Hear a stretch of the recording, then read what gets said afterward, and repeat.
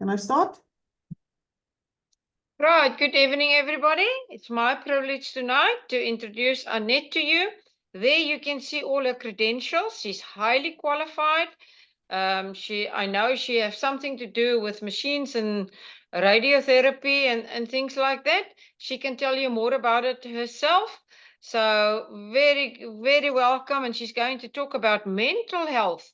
And we really need it at this stage. There are so many people all over the world who struggle with mental health.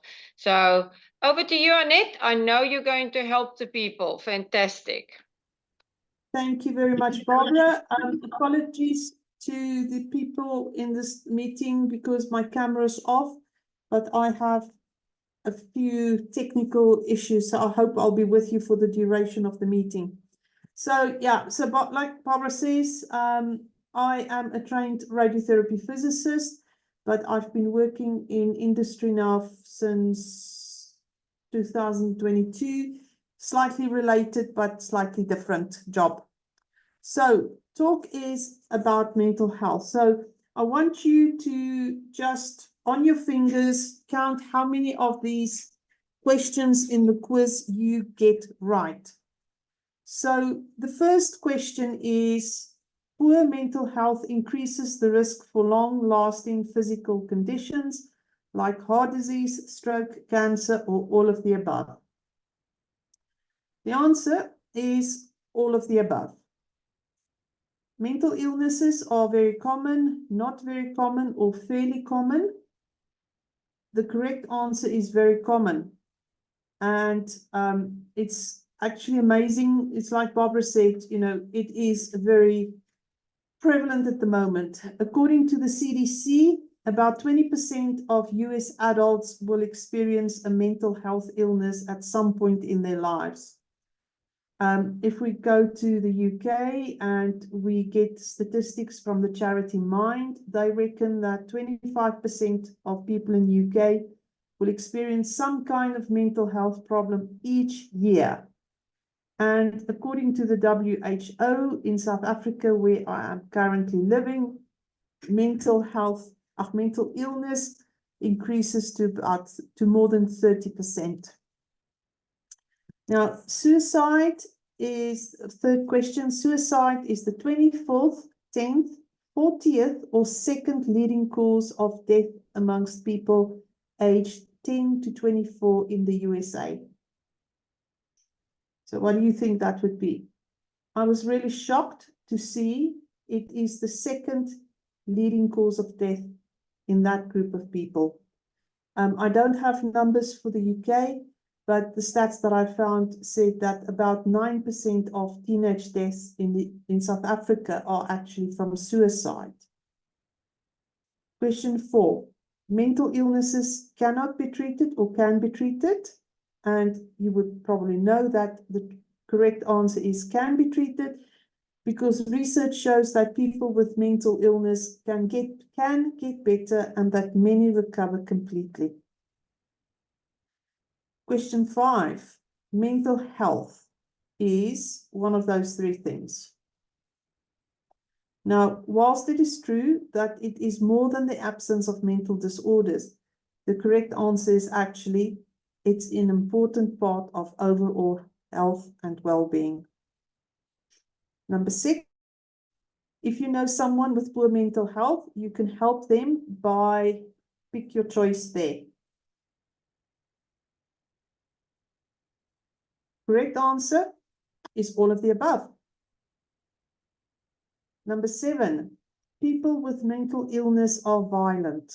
And that's sort of what's portrayed in the media. So is that true or is it false? It's actually false, because the vast majority of people with mental illness are no more likely to be violent than anyone else. In fact, people with mental illnesses are more likely to be victims of violent crime than the general population. Question 8. Half of all mental illnesses occur before a person turns 14, 18, or 10 years old. Correct answer is 14 years old. And 3/4 of mental illness begin before the age of 24. Now, given the crisis in the NHS, this is quite relevant for people in the UK. So looking at the US, how much does serious mental illness cost America in lost earnings per year? The correct answer is 193.2 billion. And the number for the UK is 300 billion pounds, and for South Africa, 160 billion rand. And this, with the exchange rate, turns out to be between almost 9 billion pounds. But we have to see this relatively low number for South Africa in the context of the medical help that is available from the national health system and the economic activity of the country. Because South Africa has unemployment of more than 45% in the age group 15 to 34, if they were all gainfully employed, I expect that this number would be significantly higher than the 161 billion rand for South Africa. And the last question.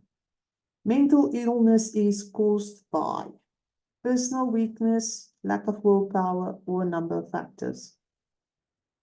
And the correct answer is a number of factors, which could include biological factors, stressful or traumatic life events, and long-lasting health conditions such as heart disease or cancer. So let's dig in a little bit deeper. So mental health includes emotional, psychological, and social well-being. So it affects your whole life. It affects how we think, how we feel, and how we act. And it also determines how we handle stress, how we relate to others, and whether we make or are able to make healthy choices. And now healthy choices, not just in terms of food, but also in lifestyle choices that we make. Now, we've seen from some of those questions that there's definitely a link between mental health and physical health. Now, both are equally important. And we have examples of the fact that depression increases the risk for many types of chronic physical health problems, for example, diabetes, heart disease, and stroke. And on the other hand, the presence of these chronic conditions can also increase the risk for mental illness. Now, a little bit of background. So, in recent years, there's been a steep rise in mental health problems around the world, and this closely follows the pattern of many other so-called diseases of modernity, which are associated with the human diet. Many people think of mental health problems like depression, anxiety, and ADHD as chemical imbalances that require medication. But how often do we stop to wonder what causes these chemical imbalances? Could it be caused by what we eat? There is actually emerging science and clinical experience that suggests that the answer could be yes. And when you think about it, it makes sense because the human body needs the correct nutrients in sufficient amounts to stay physically healthy. So why won't the brain and the mind not need the correct nutrition to stay healthy? So while medication is obviously helpful and important for some individuals, another potential way to change the brain chemistry would be then through food, because we know that brain chemicals can be influenced by nutrients in the food we eat, and I will show you some evidence of that. Now, emerging science and real-world experience are revealing an empowering and hopeful new message for people suffering from mental illness, that feeding your brain properly has the potential to prevent or help treat mental health disorders, and in some cases, it can help people to reduce or even eliminate the need for psychiatric medications. Now, like the car needs the correct grade of oil and fuel to continue operating correctly, the human body is unable to operate without the correct fuel. And it's well known that hormones play an important role in physical health, well-being, and that the hormones, serotonin, oxytocin, dopamine, and that group which we call the endorphins, all affect mental well-being. There are, however, other hormones which may also affect mental health. This include thyroid hormones, because people with thyroid disorders have been found to have increased risk for depression and other mood disorders. Cortisol. Now, cortisol is the body's primary stress hormone, and when it is released, your insulin, your body produces more glucose for the fight or flight response to stress. And this constant release of cortisol flooding the bloodstream changes the dynamic of neurotransmitters like serotonin, which we can see on the screen there is a mood stabilizer hormone. Now, insulin is another hormone which affects mood. A study in 2017 showed that patients who were insulin resistant had higher risk for depressive symptoms. And additionally, that effect is bidirectional, because it means that those diagnosed with clinical depression also have a high susceptibility to type 2 diabetes. And even our sex hormones, estrogen, progesterone, and testosterone, affect mood. Because if we look at estrogen, women are 2 to 3 times more likely to get depressed than men. Now, even men, because there's research that shows that with men with increased estradiol, which is another form of estrogen, they could have an increase in depressive symptoms. The other sex hormone, progesterone, as the progesterone levels change during women's menstrual cycle, when they drop, this leads to irritability, fatigue, mood swings, anxiety, and other symptoms of premenstrual syndrome. And then coming to the male sex hormone, testosterone, it's known that it affects cognition and neurobehavioral functions like arousal and aggression. There is data showing that testosterone treatment can actually lessen depressive symptoms amongst men. So these are symptoms potentially of hormone-related anxiety.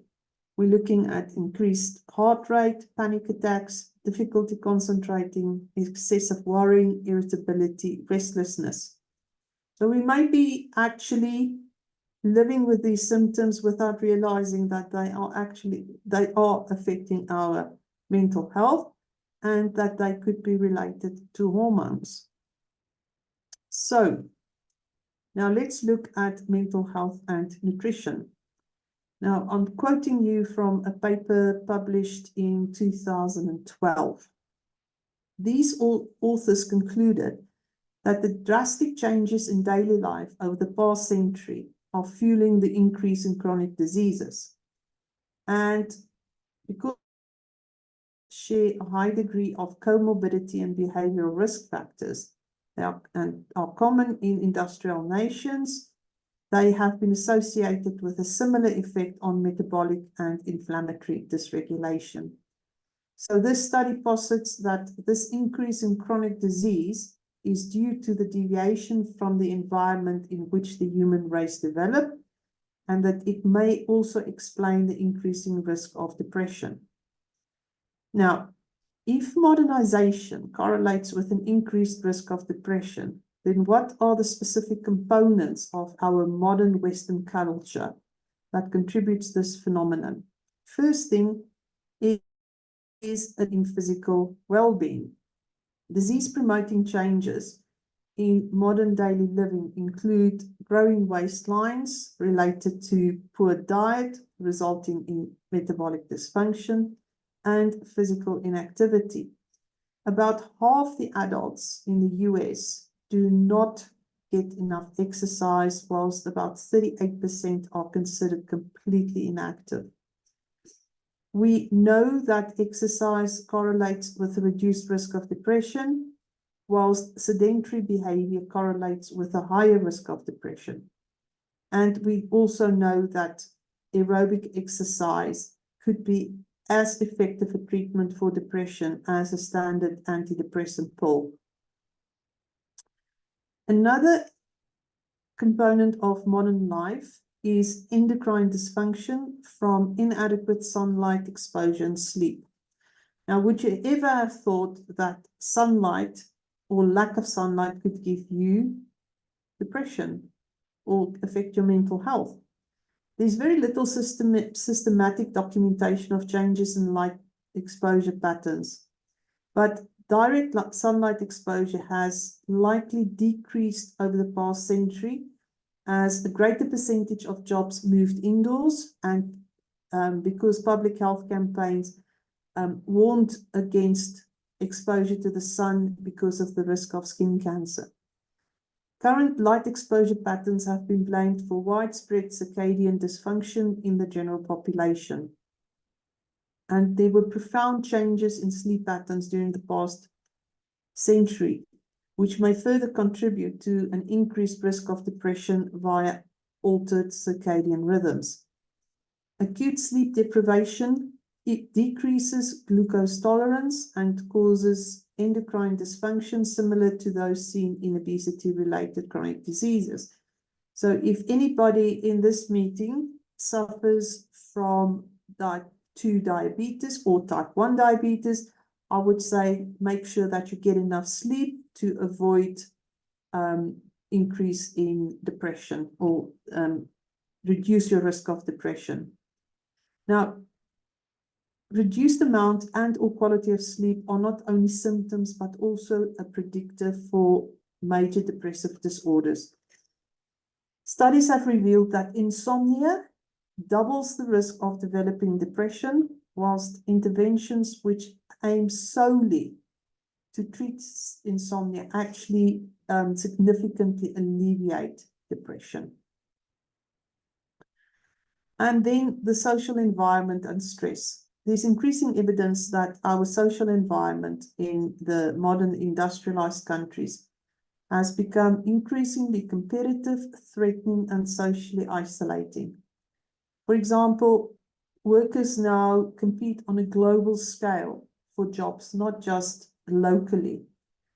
And that's why today's populations may be more susceptible to depression because of greater inequality, low social support, and intense competitiveness, and an increased feeling of social failure.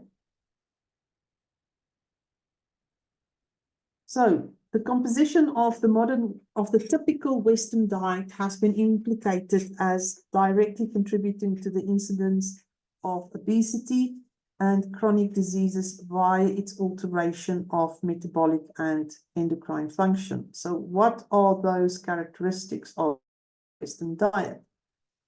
So first off is glycemic load, fatty acid composition, macronutrient composition, micronutrient density or lack of density, I would say, acid-base balance, the sodium-potassium ratio, and fiber content.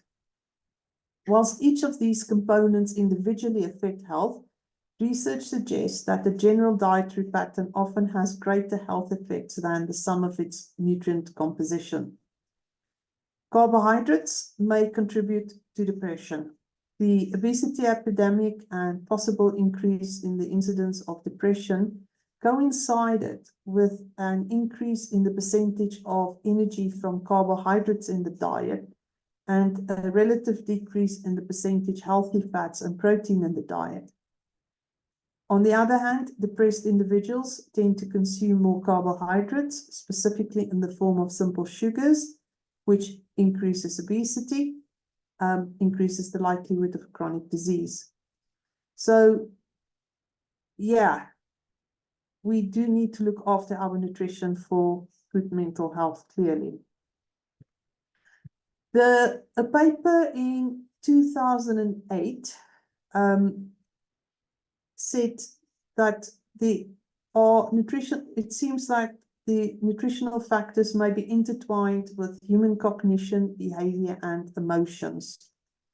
They looked at the dietary intake patterns for the general population in many Asian and American countries, and they found that they are often deficient in many nutrients, especially essential vitamins, minerals, and omega-3 fatty acids.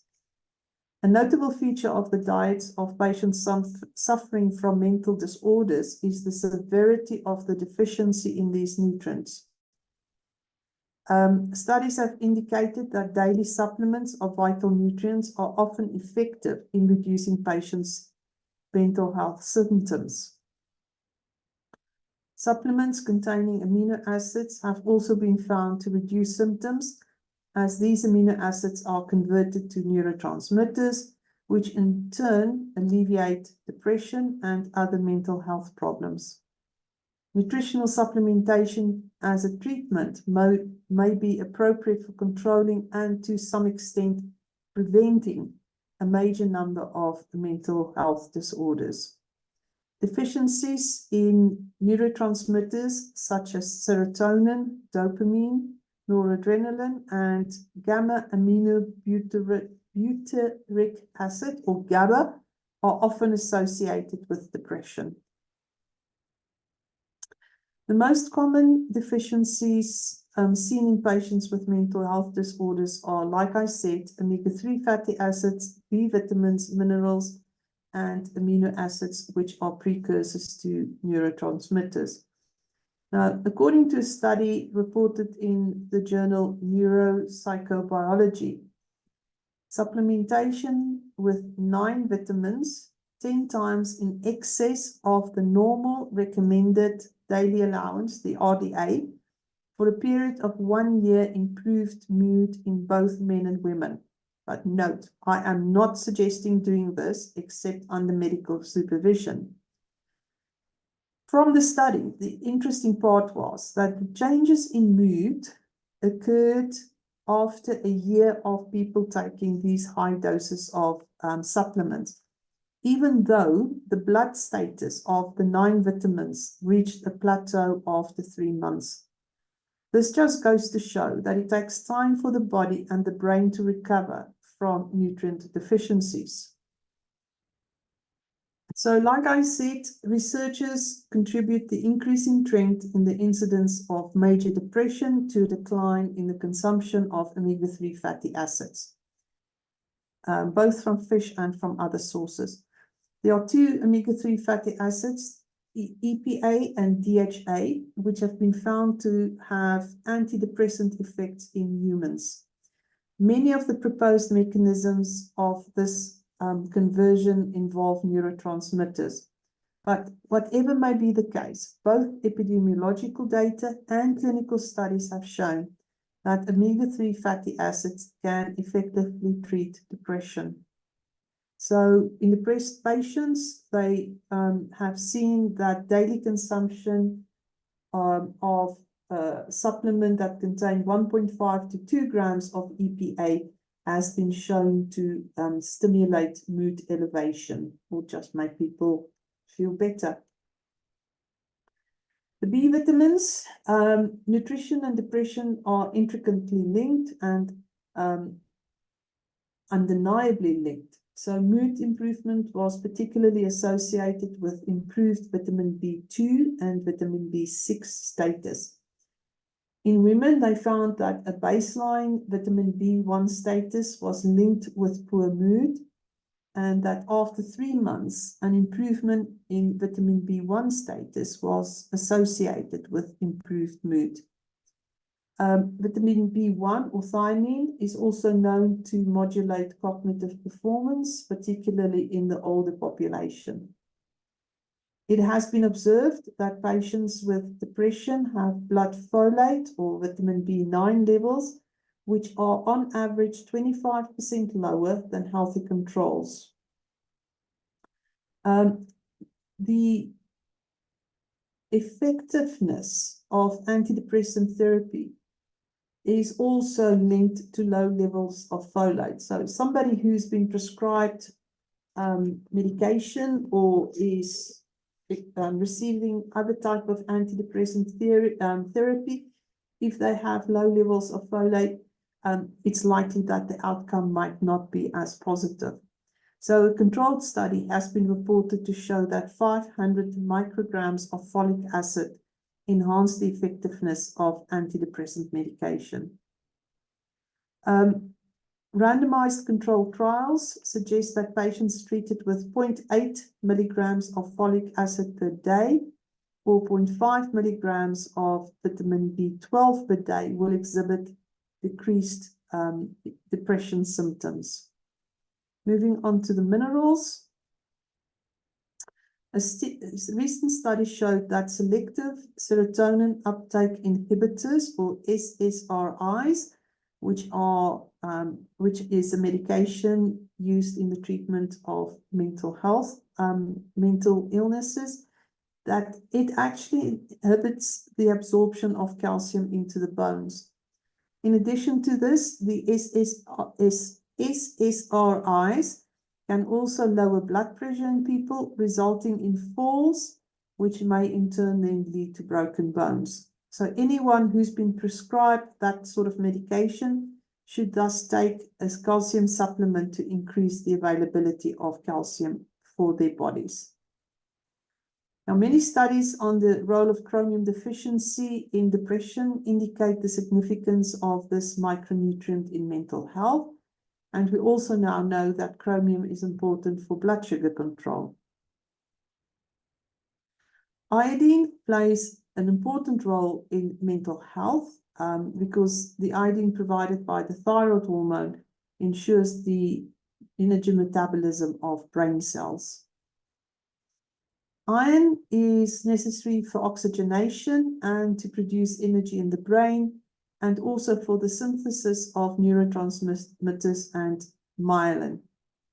Iron deficiency is found in children with ADHD, which people probably don't know.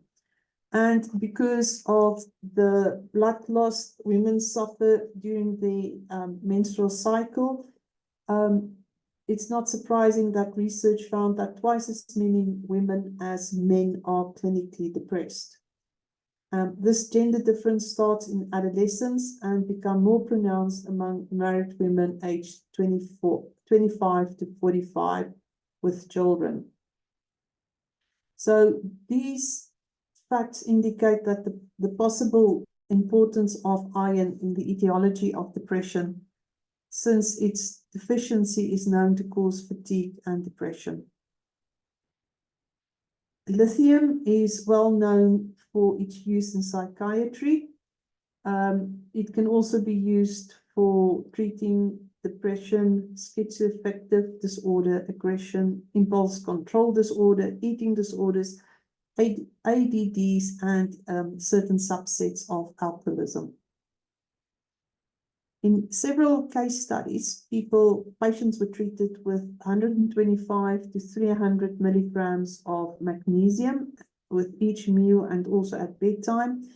And this led to rapid recovery from major depression in less than 7 days for most of these patients. In a large review, 5 studies were identified, which indicated that low selenium intake is associated with lower mood status.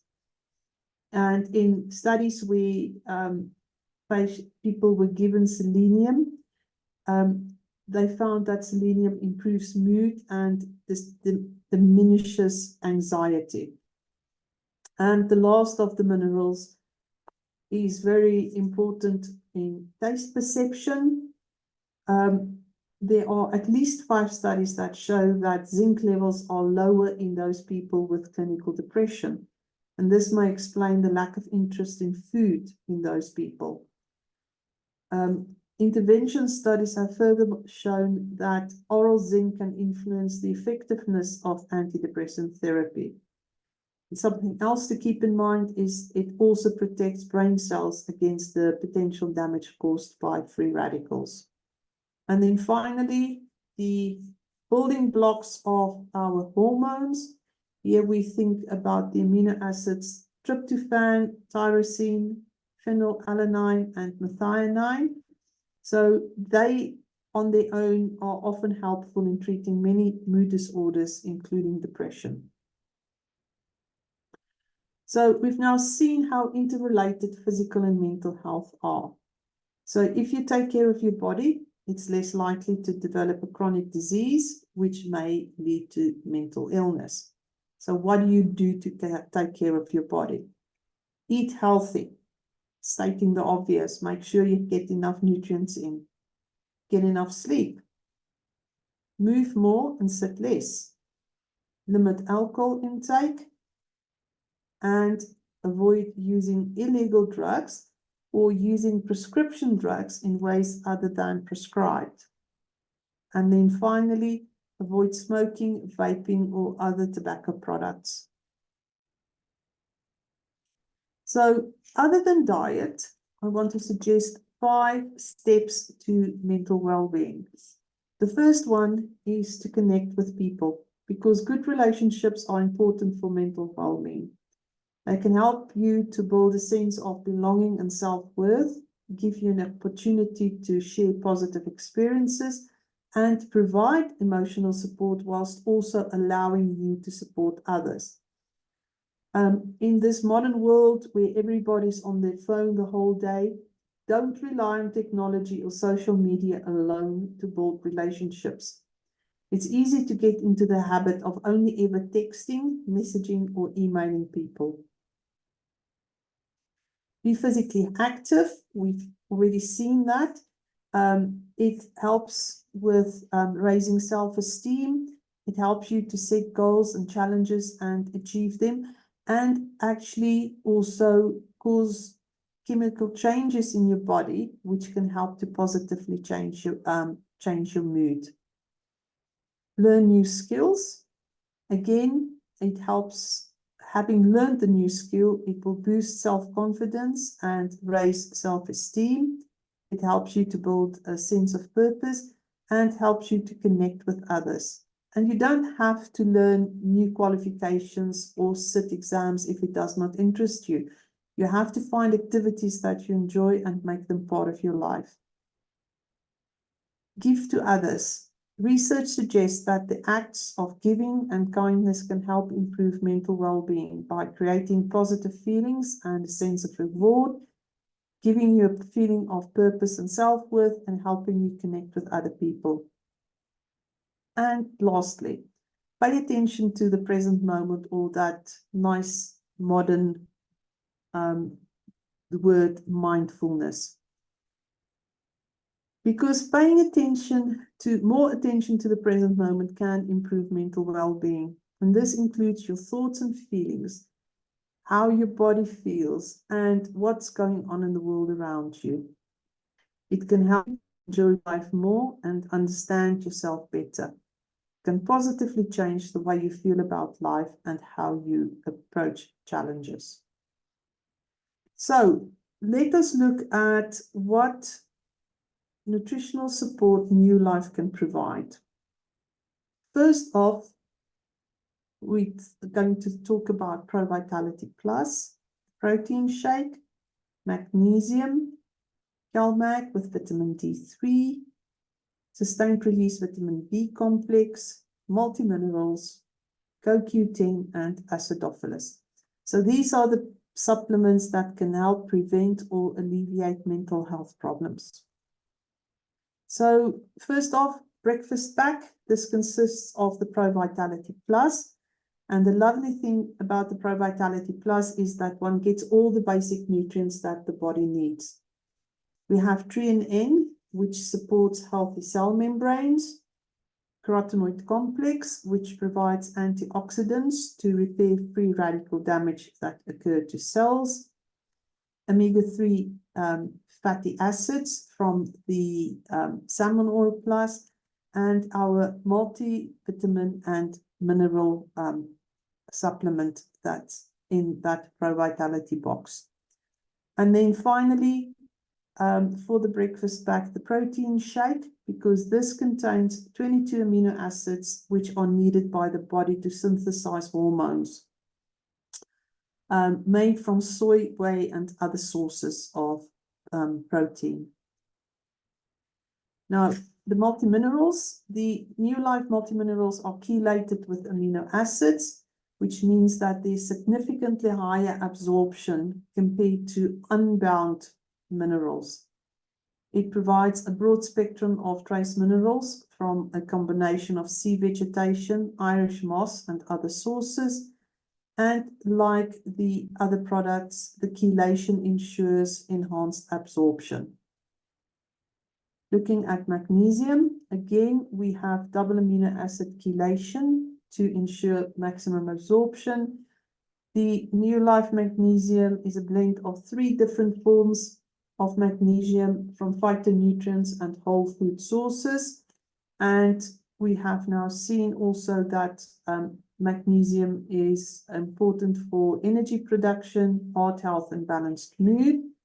It's made from without any animal sourced ingredients, so it will satisfy vegetarian and vegan supplement users. And we know that it also plays a role in a number of chronic diseases, as low levels of magnesium have been associated with cardiovascular disease, hypertension, type 2 diabetes, and osteoporosis, which then increases your risk of poor mental health. As seen with the other products, the CalMag with vitamin D3 has double amino acid chelation. It also contains highly bioavailable vitamin D3, which works in synergy with the calcium and the magnesium. The main ingredient is a pharmaceutically pure seashell-derived calcium. Looking at the vitamin Bs, so this one contains 8 members of the vitamin B family plus choline, which all of them are needed for proper transmission of nerve impulses. And obviously, if your nerve impulses don't work properly, you might be more likely to experience poor mental health. The sources of the nutrients are biologically bound yeast, which provides B vitamins in the naturally occurring ratios. Because vitamin B, the B vitamins are water soluble and must be supplied daily in the diet, it means that they are not synthesized or stored in the body in sufficient amounts to meet daily nutritional needs. This is why the sustained release technology is so important, because it allows the body to absorb the nutrients over a period of up to 6 hours, which results in increased absorption. And this increased absorption then also gives it its high potency to provide maximum support during periods of stress. Do note that this product may not be available in your country, but in South Africa, we are fortunate that we can buy this. So CoQ10 mitochondrial energy complex may alleviate the effects of mitochondrial dysfunction, which we now know is disrupted in people with mental disorders. Coenzyme Q10 is a fat-soluble vitamin-like compound found in virtually every cell in every living thing. It's present in all human cells and reaches its highest concentrations in and around the energy-producing mitochondria in the cells. We know that CoQ10 levels decrease naturally with aging, so we will have, as we get older, we need to consider supplementing with CoQ10. Now, some diet and lifestyle patterns and prescription drug therapies are known to deplete CoQ10 unnaturally. So that's another reason for supplementing.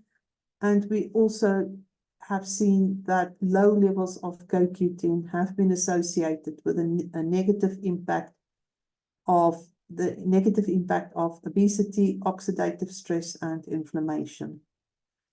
And then last but not least, acidophilus. So this contains 5 billion live microorganisms per capsule. And this is as many as you'll get from 10 servings of yogurt. The capsules are contained in the exclusive gel guard enteric protection system.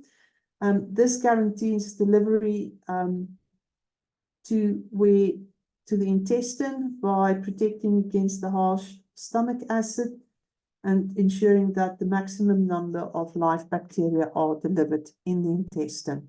And I know that I've gone almost way over time, so apologies, Barbara.